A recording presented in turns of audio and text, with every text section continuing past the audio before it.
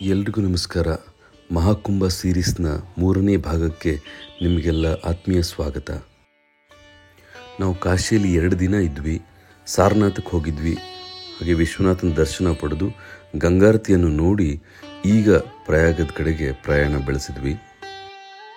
144 ವರ್ಷಕ್ಕೊಮ್ಮೆ ಬರುವಂತಹ ಈ ಮಹಾಕುಂಭ ಮೇಳ 6 ಗ್ರಹಗಳು ಒಂದೇ ಸಾಲಿನಲ್ಲಿ ಗೋಚರಿಸುವಂತಹ ಸಂದರ್ಭದಲ್ಲಿ ಬರುವಂಥದ್ದು. ಇಂಥ ಪುಣ್ಯಮಯವಾದಂತಹ ಕುಂಭಸ್ನಾನಕ್ಕೆ ನಾವು ಬಂದಿದ್ದು ನಮ್ಮ ಪೂರ್ವಜನ್ಮದ ಸುಕೃತವೇ ಸರಿ ಅನ್ನೋ ಭಾವನೆ. ಬಹಳಷ್ಟು ಜನ ಈ ಕುಂಭಮೇಳಕ್ಕೆ ಬರ್ತಾ ಇರೋದ್ರಿಂದ ನಾವು ಕಾಶಿಯಿಂದ ಬೆಳಗ್ಗೆ 5 ಗಂಟೆಗೆ ಹೊರಟಿದ್ವಿ. ಆರಾಮಾಗಿ ಬಂದು ಈಗ ಪ್ರಯಾಗವನ್ನು ತಲುಪಿದ್ವಿ.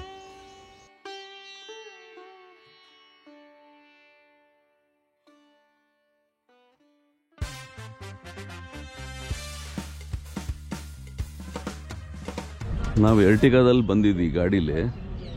ಸೊ ಪ್ರಯಾಗ್ರಾಜ್ಗೆ ಇಷ್ಟೇ ಅಂತ. ಇಲ್ಲಿಂದ ಮುಂದೆ ನಾವು ಈಗ ಒಂದು ಸಣ್ಣ ಗಾಡಿ ಮಾಡ್ಕೊಂಡು ಹೊರಡ್ತಾ ಇದ್ವಿ. ಹಾಗೆ ಪ್ರಯಾಗದಲ್ಲಿ ಇದೀವಿ ಆಲ್ರೆಡಿ.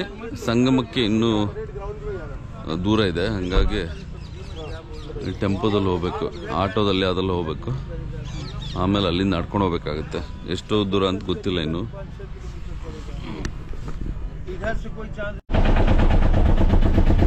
ಯಪ್ಪ, ನಾವೀಗ ಇದೊಂದು ಆಟೋ ತರದ ಆಟೋದಲ್ಲಿ ಇದು ಒಂಥರ ಆಟೋ ಇದ್ದಂಗಿದೆ, ಬಟ್ ಏನು ಅಲ್ಲಿ ಮುಂದೆ ಹೊರಟಿದೀವಿ. ಇವ್ರೀಗ ನಮ್ಮನ್ನು ಕರ್ಕೊಂಡ್ಬಂದು ಜ್ಯೂಸಿ ಚೌಕಿಗೆ ಇಳಿಸಿದ್ರು. ಈ ಜ್ಯೂಸಿ ಚೌಕಿಂದ ನಾವೀಗ ಬೈಕ್ ಹಿಡ್ಕೋಬೇಕಂತೆ. ಬೈಕಲ್ಲಿ ಹೋಗ್ಬೇಕಂತೆ. ನಾವು ಸೆಕ್ಟರ್ 1ಗೆ ಹೋಗ್ಬೇಕು. ಗೊತ್ತಿಲ್ಲ, ಇಲ್ಲಿ ಕಾಣ್ತಿದೆಯಲ್ಲ, ಇದೇ ಜ್ಯೂಸಿ ಪೊಲೀಸ್ ಚೌಕ್. ಇಲ್ಲಿಂದ ನಾವು ಮತ್ತೆ ಫೈನಲಿ ನಾವೀಗ ಬೈಕಲ್ಲಿ ಹೋಗ್ತಾ ಇದ್ದೀವಿ. 2 ವೀಲರ್ಗಳಿದಾವೆ ಇಲ್ಲಿ. ನಡೆಯೋಕ್ಕೆ ದೂರ ಆಗುತ್ತೆ ಅಂತೇಳಿ ಈಗ ಅವರು ಬೈಕಲ್ಲಿ ಹತ್ಕೊಂಡು ಹೋಗ್ತಾ ಇದ್ದೀವಿ.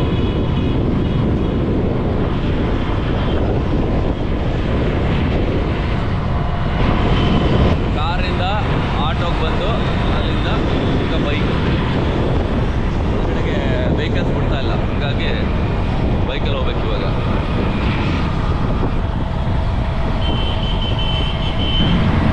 ನಾವು ಕಾಶಿನ ಬೆಳಗ್ಗೆ 5 ಗಂಟೆಗೆ ಬಿಟ್ಟಿದ್ವಿ. ಸೊ ಇನ್ನೂ ನಾವು ರೀಚ್ ಆಗಿಲ್ಲ. ಬಟ್ ಬರ್ತಾ ಆನ್ ದ ವೇ ಇನ್ನೂ ಜಾಮ್ ಇರಲಿಲ್ಲ ಟ್ರಾಫಿಕಲ್ಲಿ. ಇಲ್ಲಿ ವೆಹಿಕಲ್ಸ್ ಒಳಗೆ ಬಿಡ್ತಿರೋದ್ರಿಂದ ಈ ಥರ ಬೈಕಲ್ಲೆಲ್ಲ ಹೋಗ್ಬೇಕೀಗ.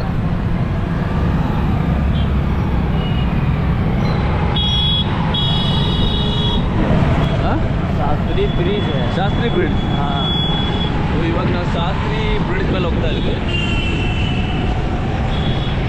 ಪ್ರಯಾಗ ಕಾಣ್ತಾ ಇದೆ.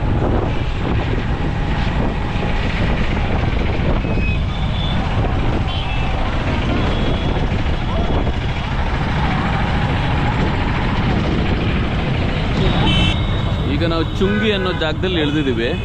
ಬೈಕಲ್ಲಿ ಬಂದು ಇಳಿದ್ವಿ.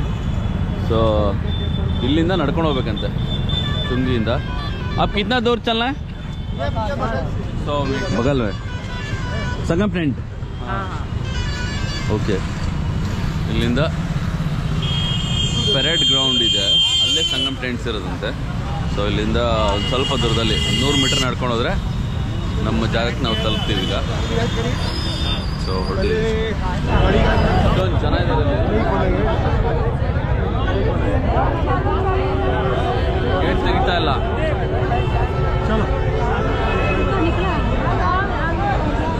ನಾವಿನ್ನೂ ಮುಂದೆ ಹೋಗ್ಬೇಕನ್ಸುತ್ತೆ. ಗೊತ್ತಾ ಇಲ್ಲ. ಓ ಜನ ನೋಡಿ, ಇವಾಗ 8:50 ಬೆಳಗ್ಗೆ.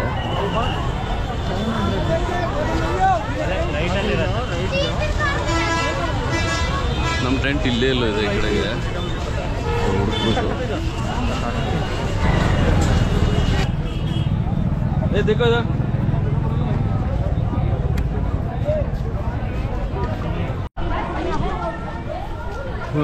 ನಮ್ಮ ಟೆಂಟ್ ನಾನು ಹುಡ್ಕೊಂಡು ಹೋಗ್ತಾ ಇದ್ದೀವಿ. ಸುಲಭ ಇಲ್ಲ ಇಲ್ಲಿ ಹುಡುಕೋದು.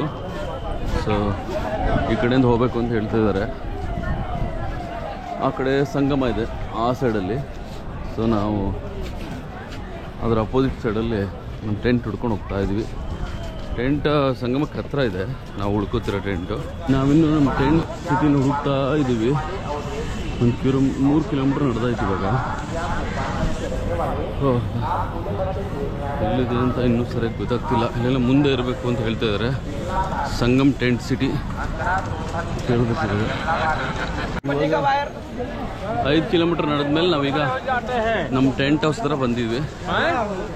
ಸಂಗಮ್ ಟೆಂಟ್ ಸಿಟಿ ಅಂತ ಹೇಳಿ.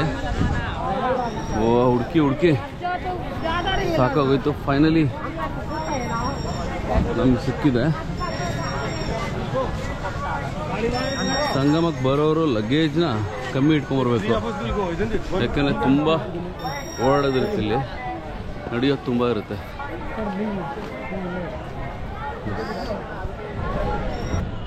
ಇದು ಟೆಂಟ್ ಸಿಟಿ. ಇದು ಈ ಥರ ಲಕ್ಸುರಿ ಟೆಂಟ್ಸ್ನ ಇಲ್ಲಿ ಹಾಕಿರ್ತಾರೆ. Reception area ಟೆಂಟ್ದು.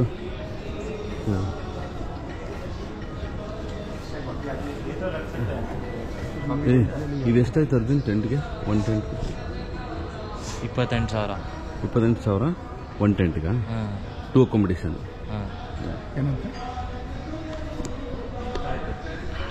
ಸೊ 28,000 ಒಂದು ದಿನಕ್ಕೆ ಒಂದು ಟೆಂಟ್ಗೆ ಇಲ್ಲಿ. ಸೊ ಆನ್ಲೈನ್ ಬುಕ್ ಮಾಡಬೇಕು ಮುಂಚೆನೇ. ಇವಾಗ ಇಲ್ಲಿ ನಮ್ಮದು ರಿಜಿಸ್ಟ್ರೇಷನ್ ಪ್ರೋಸೆಸ್ ಮುಗೀತು. ID ಕಾರ್ಡೆಲ್ಲ ತೊಗೊಂಡ್ರು. 3 ಥರದ್ದು ಕಾಟೇಜ್ ಇರುತ್ತೆ ಇಲ್ಲಿ, ಟೆಂಟ್ಸ್ ಇರುತ್ತೆ. ಒಂದು ಸ್ವಿಸ್ ಕಾಟೇಜ್ ಅಂತ, ಅದು 14,000 ಪ್ಲಸ್ GST ಏನು. So next Maharaja 24,000 plus tax. ಅದು ನಾವೀಗ ಮಹಾರಾಜದಲ್ಲೇ 4 ಜನ ಇರ್ತೀವಿ. ಮತ್ತು ಅದಾದಮೇಲೆ ವಿಲ್ಲಾ ಬರುತ್ತಂತೆ. Villa is 35,000 plus tax. So ನಾವೀಗ ಹೆಚ್ಚು ಕಮ್ಮಿ ನಾವಿರೋ ಟೆಂಟ್ಗೆ 28,000 ಪ್ಲಸ್ ಅದಾದಮೇಲೆ ಇಬ್ಬರಿಗೆ ಎಕ್ಸ್ಟ್ರಾ ಸ್ಟೇ ಮಾಡ್ತಿರೋದ್ರಿಂದ ಅದೆಲ್ಲ ಸೇರಿ ಒಂದು 42,000 ಆಗುತ್ತೆ. ಇದೊಂಥರ ಸ್ವಲ್ಪ ಕಂಫರ್ಟ್ ಆಗಿರುತ್ತೆ ಉಳಿಯೋಕ್ಕೆ ಅಂತ. ಈ ಥರದೊಂದು ಅನುಭವ ಪಡಿಬೇಕು ಅನ್ನೋ ಒಂದು ಭಾವನೆಯಿಂದ ನಾವೀಗ ಇಲ್ಲಿ ಉಳ್ಕೋತಾ ಇದ್ವಿ. ನೋಡೋಣ ಮುಂದೆ ಹೆಂಗಿದೆ ಅಕೊಮಡೇಷನ್ ಅಂತ. ದೊಡ್ಡದಿರುತ್ತಂತೆ. ಸೊ ತೋರಿಸ್ತೀನಿ ನಿಮ್ಗೆ ಆಮೇಲೆ. ಸ್ಟೇಷನ್ ಪಕ್ಕದಲ್ಲೇ ಇಲ್ಲಿ ರಿಸೆಪ್ಷನ್ ಪಕ್ಕದಲ್ಲಿ ಇಲ್ಲೊಂದು ರೆಸ್ಟೋರೆಂಟ್ ಇದೆ. ಸೊ ಈಗ ತಿಂಡಿ ತಿನ್ನೋಣ ಅಂತ ಬಂದ್ವಿ. ಇವತ್ತು ನಾವು ಪೇ ಮಾಡಬೇಕು. ಮಧ್ಯಾಹ್ನ ಲಂಚಿಂದ ನಮಗೆ ಇದರಲ್ಲಿ ಇನ್ಕ್ಲೂಡ್ ಆಗುತ್ತೆ. ಊಟ, ರಾತ್ರಿ ಊಟ ಮತ್ತು ನಾಳೆ ಬೆಳಗ್ಗೆ ತಿಂಡಿ ಇದೆಲ್ಲನೂ ನಮ್ಮ ಟೆಂಟ್ ಪ್ಯಾಕೇಜಲ್ಲಿ ಇನ್ಕ್ಲೂಡ್ ಆಗುತ್ತೆ.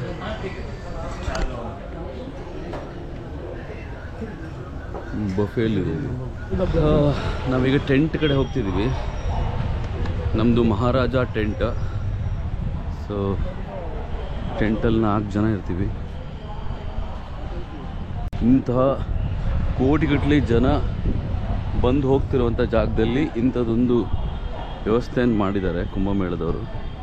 ಸೊ ಇದು ಚೆನ್ನಾಗಿದೆ. ಸ್ವಲ್ಪ ಎಕ್ಸ್ಪೆನ್ಸಿವ್ ಅನಿಸುತ್ತೆ, ಬಟ್ ಒಂದ್ಸರಿ ಇದರ ಅನುಭವ ಪಡಿಬೇಕು. ಇದು ನಾವು ಉಳ್ಕೋತಿರೋ ಮಹಾರಾಜ ಕಾಟೇಜ್. ಇದು ಮಹಾರಾಜ ಟೆಂಟ್. ಸೊ ಈ ಟೆಂಟ್ ಒಳಗಡೆ ಬಂದರೆ ಹಿಂಗೆ ನಾವು ಎಕ್ಸ್ಟ್ರಾ ಬೆಡ್ ಹಾಕ್ಸ್ಕೊಂಡಿದ್ದೀವಿ. 4 ಜನ ಇದ್ದೀವಿ ಅಂತ. ಸೊ ಈ ಥರ ಬೆಡ್ ಇದೆ, ಎಲ್ಲ ವ್ಯವಸ್ಥೆ ಇದೆ. ಸೊ ಫ್ಯಾನು, TV, ಲಗೇಜ್ ಇಟ್ಕೊಳ್ಳೋಕೆ ಜಾಗ ಎಲ್ಲ ಇದೆ. ಮತ್ತು ಇನ್ನೂ ಇಂಪಾರ್ಟೆಂಟ್ ಏನಂದರೆ, ಸೊ ಇಲ್ಲಿ ಇರೋ ನೀಟಾದ ಟಾಯ್ಲೆಟ್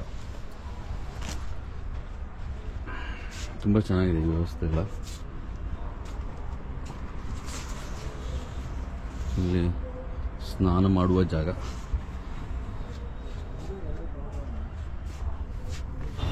ನಾವೀಗ ನಮ್ಮ ಟೆಂಟಿಂದ ಪುಣ್ಯ ಸ್ನಾನಕ್ಕೋಸ್ಕರ ಸಂಗಮದ ಕಡೆ ಹೊರಟಿದ್ದೀವಿ. ಈಗ ಬಿಸಿಲಿದೆ ತುಂಬ. ಇಲ್ಲಿಂದ 2 ಕಿಲೋಮೀಟ್ರ್ ನಡಿಬೇಕು ಇವಾಗ ಸಂಗಮಕ್ಕೆ ಹೋಗ್ಬೇಕು ಅಂದರೆ. ಸೊ ಸಂಗಮದ ಕಡೆ ಹೊರಟಿದ್ದೀವಿ. ನೀವು ಸಂಗಮದಿಂದ ಬರ್ತಿರೋದ್ರ ಅವರು?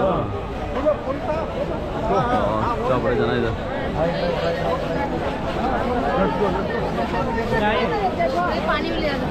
ಸಖತ್ ಜನ.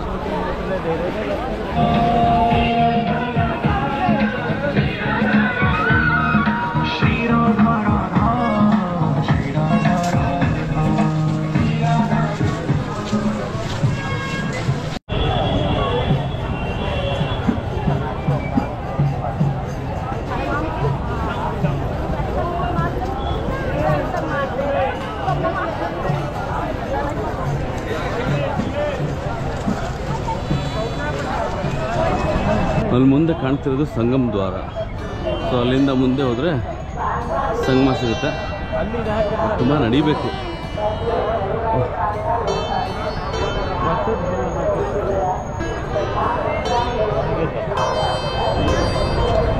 ಸಂಗಮ ದ್ವಾರ.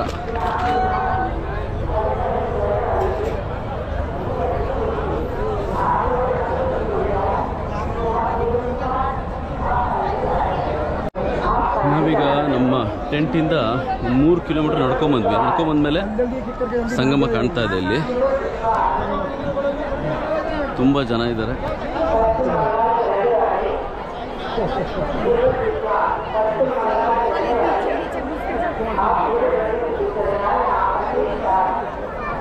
ನೂರ 44 ವರ್ಷಕ್ಕೊಂದ್ಸರಿ ಬರುವಂತಹ ಈ ಮಹಾಕುಂಭಮೇಳಕ್ಕೆ ಬಂದು ತುಂಬ ಸಂತೋಷ ಆಗ್ತಿದೆ. ಒಂದು ಜನ್ಮದಲ್ಲಿ ಒಂದೇ ಸರಿ ಬರೋಕ್ಕಾಗೋದು ಇದಕ್ಕೆ.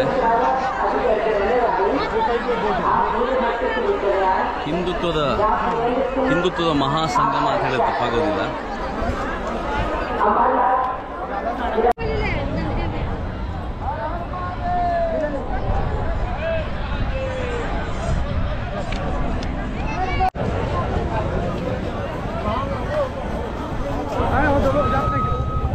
ಎಲ್ಲ ಇಲ್ಲೇ ಘಾಟಲ್ಲಿ ಸ್ನಾನ ಮಾಡ್ತಿದ್ದಾರೆ. ನಾವು ಆ ಕಡೆ ಬೋಟ್ ಸಿಗುತ್ತೆ ಸರಸ್ವತಿ ಘಾಟಲ್ಲಿ, ಅಲ್ಲಿಂದ ಬೋಟಲ್ಲಿ ಹೋಗಿ ಅವರು ಸಂಗಮದ ಮಧ್ಯಕ್ಕೆಲ್ಲ ಕರ್ಕೊಂಡು ಹೋಗ್ತಾರೆ. ಅಲ್ಲಿ ಸ್ನಾನ ಮಾಡೋಣ ಅಂತ ಹೊರಟಿದ್ದೀವಿ ಈಗ ಸರಸ್ವತಿ ಘಾಟ್ ಕಡೆಗೆ. VIP ಘಾಟ್ ಇದು. ಇಲ್ಲಿ ಸ್ವಲ್ಪ ಜನ ಕಮ್ಮಿ ಇರ್ಬೋದು ಅಂತ ಇಲ್ಲಿ ಬಂದ್ವಿ. ನೋಡ್ಬೇಕು ಏನಂತ. ಇದು VIP ಘಾಟ್ ಇದು.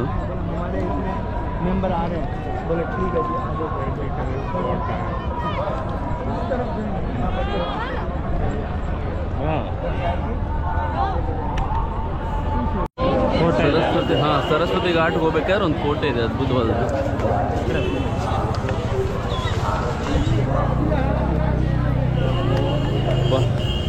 ತುಂಬ ನಡಿಬೇಕಿಲ್ಲಿ. ನಾವೀಗಾಗಲೇ ಬೆಳಗ್ಗೆಯಿಂದ ಒಂದು 8 ಕಿಲೋಮೀಟರ್ ಮೇಲೆ ನಡೆದಿದ್ವಿ.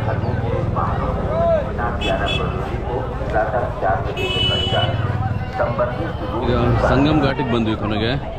ಸರಸ್ವತಿ ಘಾಟಲ್ಲಿ ಬೋಟ್ ಸಿಗುತ್ತೆ ಅಂದರು, ಬಟ್ ಅದೇನೂ ಗ್ಯಾರಂಟಿ ಇಲ್ಲ. ಸೊ ಹತ್ತಿರ ಎಲ್ಲೂ ಬೋಟ್ ಸಿಗಲಿಲ್ಲ. ಸರಸ್ವತಿ ಘಾಟ್ ಇನ್ನೂ 5 ಕಿಲೋಮೀಟ್ರ್ ಮುಂದೆ ಹೋಗ್ಬೇಕಿತ್ತು. ಸೊ ಹಾಗಾಗಿ ಬೇಡ ಅಂಥೇಳಿ ಇವಾಗ ಇಲ್ಲೇ ಬಂದಿದ್ದೀವಿ. ಇದು ನಮ್ಮ ಸಂಗಮ್ ಘಾಟಲ್ಲಿ ಪುಣ್ಯ ಸ್ನಾನ ಮಾಡೋಣ ಅಂತ ಈಗ ಬರ್ತಾ ಇದ್ದೀವಿ. ಕಮ್ಮಿ ಇದ್ದಾರೆ ಜನ, ಸ್ವಲ್ಪ ಪರವಾಗಿಲ್ಲ ಅಲ್ವಾ? ಬೇರೆ ಘಾಟ್ಕಿನ ಅಲ್ಲ ತುಂಬ ಜನ ಇದ್ರು.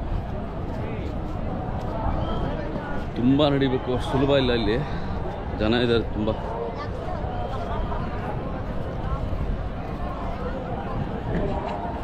ಇವಾಗ ಘಾಟಲ್ಲಿ ಇಳಿಬೇಕು. ಫಸ್ಟ್ ನಾನು ಮತ್ತೆ ಸಂದೀಪ್ ಇಳಿತೀವಿ. Arjun photography by Arjun.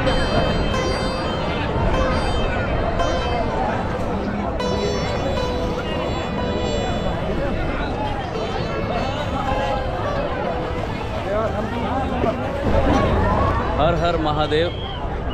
ಈಗ ಸ್ನಾನ ಮುಗಿಸ್ಕೊಂಡು ಸಂಗಮದಲ್ಲಿ ವಾಪಸ್ ನಮ್ಮ ಟೆಂಟ್ ಕಡೆ ನಾವು ಹೊರಡ್ತಾ ಇದ್ದೀವಿ. ಒಂದು ಅದ್ಭುತವಾದ ಅನುಭವ ಇದು. ಇಷ್ಟು ಜನ ಭಕ್ತರನ್ನು ನೋಡೋದು, ಸಾಧುಗಳನ್ನ ನೋಡೋದು, ಹಾಗೆ ಈ ತ್ರಿವೇಣಿ ಸಂಗಮದಲ್ಲಿ ಮುಳುಗೇಳೋದು. ಸಾವಿರಾರು ಲಕ್ಷ ಕೋಟಿ ಜನ ಇಲ್ಲಿ ಬಂದು ಹೋಗ್ತಾ ಇದ್ದಾರೆ. 144 ವರ್ಷಕ್ಕೊಮ್ಮೆ ಬರುವಂಥ ಅಪೂರ್ವವಾದ ಒಂದು ಸಂಗಮದ ಸ್ಥಾನಕ್ಕೆ ನಾವು ಬಂದಿದ್ವಿ. ತುಂಬ ಸಂತೋಷ ಆಯಿತು. ಒಂದು ಜನ್ಮದಲ್ಲಿ ಒಂದೇ ಸರಿ ಬರೋದು ಇದು ಮಹಾಕುಂಭಮೇಳದ ಈ ಪವಿತ್ರ ಸ್ನಾನಕ್ಕೆ ಬಂದು ತುಂಬ ಸಂತೋಷ ಆಯಿತು. ಎಲ್ಲ ಕಡೆಗೆ ತುಂಬ ರಶ್ ಇದೆ. ಈ ಸರಿ ವಿಶೇಷವಾದ್ದರಿಂದ 12 ವರ್ಷಕ್ಕೊಂದ್ಸರಿ ಮಹಾಕುಂಭಮೇಳ ನಡೆಯುತ್ತೆ, 6 ವರ್ಷಕ್ಕೊಂದ್ಸರಿ ಕುಂಭಮೇಳ ನಡೆಯುತ್ತೆ. ಆದರೆ ಈ ಸರಿದು ಬಹಳ ವಿಶೇಷವಾದ್ದರಿಂದ ನಾಳೆ ಇನ್ನೂ ಬಹಳ ಜೋರಿದೆ. ಹುಣ್ಣಿಮೆ ಸ್ನಾನ ಇದೆ ನಾಳೆ, ಶಾಹಿ ಸ್ನಾನ. ಸೊ ಪ್ರಯತ್ನ ಪಡ್ತೀವಿ ನಾವು ಮತ್ತೆ ಬರೋಕ್ಕೆ. ನಡೆಯೋದು ತುಂಬ ಇದೆ, ಆದ್ರೂ ನಡಿಬೇಕು. ಒಂದು ಒಳ್ಳೆ ಅನುಭವ. ಹರ ಹರ ಮಹಾದೇವ. ಮಹಾಕುಂಭಮೇಳದ ತ್ರಿವೇಣಿ ಸಂಗಮದಲ್ಲಿ ಈಗ ಸ್ನಾನ ಮಾಡ್ಕೊಂಡು ಹೊರಟಿದ್ದೀವಿ ವಾಪಸ್ಸು.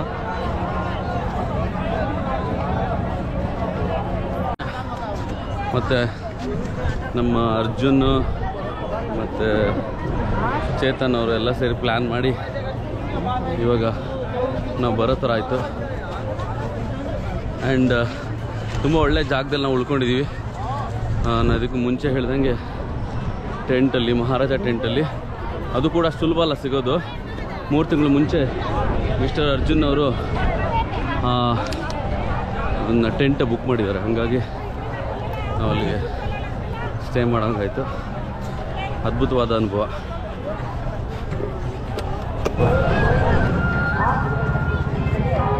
ನೋಡಿ, ನಮ್ಮಲ್ಲಿ ಇದೆಲ್ಲ ಈಗಾಗಲೇ ಕಮ್ಮಿ ಆಗಿದೆ, ಬಟ್ ಇಲ್ಲಿ ಇನ್ನೂ ಇದೆ. ಇಷ್ಟು ಕಷ್ಟಪಡ್ತಾರೆ ಜೀವನ ನಡೆಸೋಕ್ಕೋಸ್ಕರ.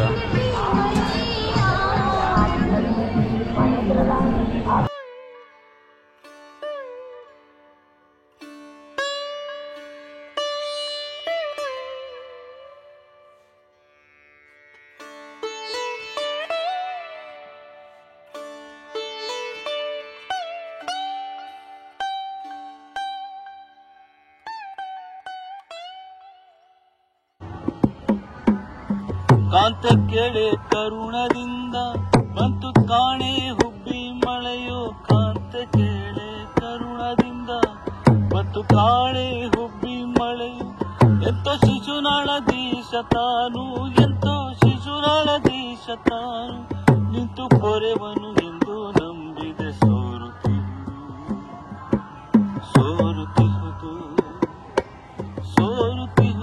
ಮನೆಯ ಅಜ್ಞಾನದಿಂದ ಸೊರುತ್ತಿಹುದು ಮನೆಯ ಮಾಳಗೆ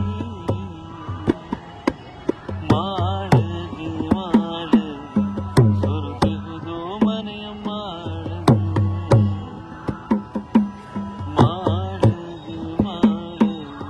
ಸೊರುತ್ತಿಹುದು ಮನೆಯ.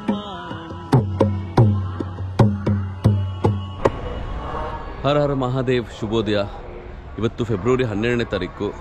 ಇವತ್ತೊಂದು ಹುಣ್ಣಿಮೆಯ ಸ್ನಾನ. ನಾವು ಇಲ್ಲಿ ಉಳ್ಕೊಂಡಿದ್ವಿ. ಇದು ಮಹಾರಾಜ ಟೆಂಟ್ ಅಂತ. ಸುಮಾರು ಜನ ಕೇಳ್ತಾ ಇದ್ರು ಹೆಂಗೆ ಬುಕ್ ಮಾಡೋದು ಅಂತ. ಈ ವೆಬ್ಸೈಟಲ್ಲಿ ಬುಕ್ ಮಾಡಬೇಕು, UP ಗೌರ್ಮೆಂಟ್ ವೆಬ್ಸೈಟಲ್ಲಿ. ಸೊ ಇಲ್ಲಿ 2-3 ಬೇರೆ ಬೇರೆ ಥರ ಇದೆ. ಅಲ್ಲಿರೋದು ವಿಲ್ಲಾ, ಅದು ಇನ್ನೂ ದೊಡ್ಡದಿರುತ್ತೆ ಅದು. ನಾವು ಇದರಲ್ಲಿ 4 ಜನ ಉಳ್ಕೊಂಡಿದ್ವಿ. ಚೆನ್ನಾಗಿದೆ ಫೆಸಿಲಿಟಿ ಎಲ್ಲ. ಚಳಿ ಇತ್ತು, ರಾತ್ರಿ ತುಂಬಾ ಚಳಿ ಇತ್ತು. ಬಟ್ ಅದರ್ವೈಸ್ ಏನೂ ತೊಂದರೆ ಇಲ್ಲ, ಚೆನ್ನಾಗಾಯಿತು ಎಲ್ಲ. ಇವಾಗ ಇನ್ನೇನು ಹೊರಡ್ತಾ ಇದ್ದೀವಿ. ಹೊರಡೋಕ್ಕೆ ಏನು ವ್ಯವಸ್ಥೆ ಅಂತ ಗೊತ್ತಿಲ್ಲ. ಸುಮಾರು ದೂರ ನಡಿಬೇಕಾಗುತ್ತೆ. ಆಮೇಲೆ ಏನಾದರೂ ವೆಹಿಕಲ್ ಸಿಕ್ಕರೆ ನಾವು ಅಲ್ಲಿಂದ ಏರ್ಪೋರ್ಟ್ಗೆ ಹೋಗಬೇಕು. ಸೊ ಅಲ್ಲಿವರೆಗೂ ಇಲ್ಲಿ ಊರೊಳಗಂತೂ ಯಾವ ವೆಹಿಕಲ್ನೂ ಅವ್ರು ಅಲೋ ಮಾಡ್ತಿಲ್ಲ. ಬಹುಶಃ ಸ್ವಲ್ಪ ದೂರ ಹೋದ್ಮೇಲೆ 2 ವೀಲರ್ ಸಿಗ್ಬೋದು. 2 ವೀಲರ್ ಸಿಕ್ಕ ಮೇಲೆ ಅಲ್ಲಿಂದ ಯಾವ್ದಾರು ಆಟೋ ಸಿಕ್ಕರೆ ಅದನ್ನು ಮಾಡ್ಕೊಂಡ್ಬಿಟ್ಟು ಏರ್ಪೋರ್ಟ್ಗೆ ಹೋಗಬೇಕು. ಇಲ್ಲಿಂದ ಒಂದು 20 ಕಿಲೋಮೀಟ್ರ್ ಏರ್ಪೋರ್ಟ್ ಅಷ್ಟೇ. ನಾವು ಇಲ್ಲಿಂದನೇ ಫ್ಲೈಟ್ ಇದೆ ನಮಗೆ, ಹಾಗಾಗಿ ಬೇಗ ಹೋಗ್ಬೋದು ಅಂದ್ಕೊಂಡಿದ್ವಿ. ಬಟ್ ಜನ ಇದ್ದಾರೆ, ಯಾವುದೇ ಗಲಾಟೆ ಇಲ್ಲ, ಏನೂ ತೊಂದರೆ ಇಲ್ಲ. ನಾವೀಗ ವಾಪಸ್ ಹೊರಟಿದ್ದೀವಿ ಏರ್ಪೋರ್ಟ್ ಕಡೆಗೆ, ಪ್ರಯಾಗ್ರಾಜ್ ಏರ್ಪೋರ್ಟ್ ಕಡೆಗೆ. ಬಟ್ ಇಲ್ಲಿ ನೋಡಿ ಯಾವ ವೆಹಿಕಲ್ಲೂ ಇಲ್ಲ. ನೀವು ವಾಕ್ ಮಾಡಲೇಬೇಕು, ನಡಿಬೇಕು. ಚುಂಗಿ ಅಂತ ಒಂದು ಜಾಗ ಇದೆ, ಗೊತ್ತಿಲ್ಲ, ನಡಿಬೇಕಷ್ಟೇ. ಚುಂಗಿವರೆಗೂ ನಡಿಬೇಕು. ಇವಾಗ ಅಲ್ಲಿಂದ ಏನಾದರೂ ಟೂ ವೀಲರ್ ಸಿಗ್ಬೋದು. ಸೊ ನೋಡಬೇಕು. ನಮಗೆ 4:15 ಫ್ಲೈಟ್ ಇದೆ. ಸೊ ನಾವೀಗ 9 ಗಂಟೆಗೆ ಹೊರಟಿದ್ದೀವಿ. ಅದಕ್ಕೆ ರಿಸ್ಕ್ ಬೇಡ ಅಂಥೇಳಿ ಚುಂಗಿವರೆಗೂ ನಡ್ಕೊಂಬಂದ್ವಿ. ಅದೇನು ಭಾಳ ದೂರ ಇರಲಿಲ್ಲ. ಇವಾಗ ಚುಂಗಿಯಿಂದ ಬೈಕು, ಟೂ ವೀಲರಲ್ಲಿ ಇಬ್ಬರು ಕುತ್ಕೊಂಡು ಏರ್ಪೋರ್ಟ್ಗೆ ಹೋಗ್ತಾ ಇದ್ದೀವಿ. ಒಂಥರ ಭಯಂಕರ ಅನುಭವ ಇದೆ.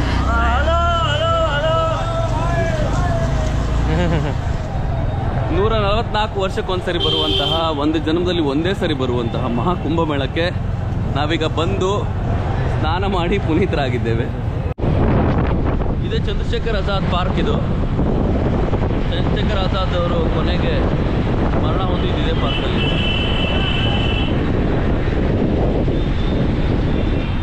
ಪ್ರಯಾಗ್ರಾಜ್ ಪಾರ್ಕಲ್ಲಿ ಚಂದ್ರಶೇಖರ್ ಆಜಾದ್ ಪಾರ್ಕ್.